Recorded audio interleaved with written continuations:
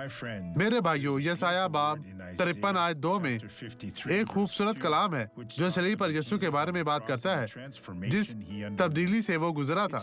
खूबसूरत बात यह है क्योंकि वो साबित करता है कि इसने हमारी तमाम बीमारियां, मुश्किलात, परेशानियां, आजमाइशों को अपने ऊपर लिया ताकि हम फतहयाब हो सके। ये इस तरह लिखा है, पर वो उसके आगे कोम्बल की तरह और खुशक जमीन से जड़ की मानिंद फूट निकला है। ना उसकी कोई शक्लो सूरत है, ना कोई खूबसूरती, और जब हम उस पर निगाह करें तो कुछ हुस्न जमाल नहीं कि हम उसके मुश्ताक हों। मेरे भाइयों, आज हमें उसकी तरफ देखना है और हम उस काम की खूबसूरती देखेंगे जो उसने किया, क्योंकि हमें जो कुछ भी भुगतना पड़ा वो यीशु पहले ही भुगत चुका है।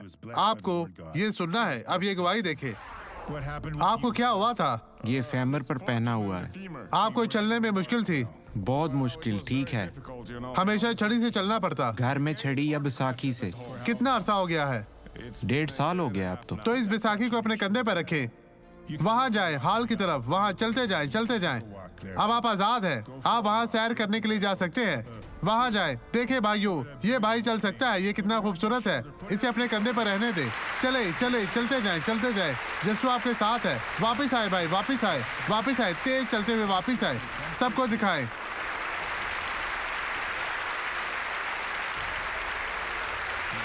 अब आप देखें कि कितना भाई खुश है। ये खुशहाल है।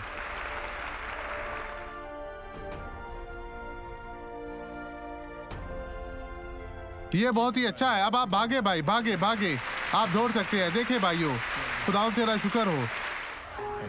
अब मैं आपके लिए दुआ करूंगा। बाप, यीशु के नाम पर हम सब मिलकर दुआ करते हैं। मैं इल्तिजा करता हूँ कि हमारी तमाम मनाजात दुआओं को सुन और कबूल कर, और हर उस शख्स को बरकत दे जो मेरे साथ दुआ में शामिल है।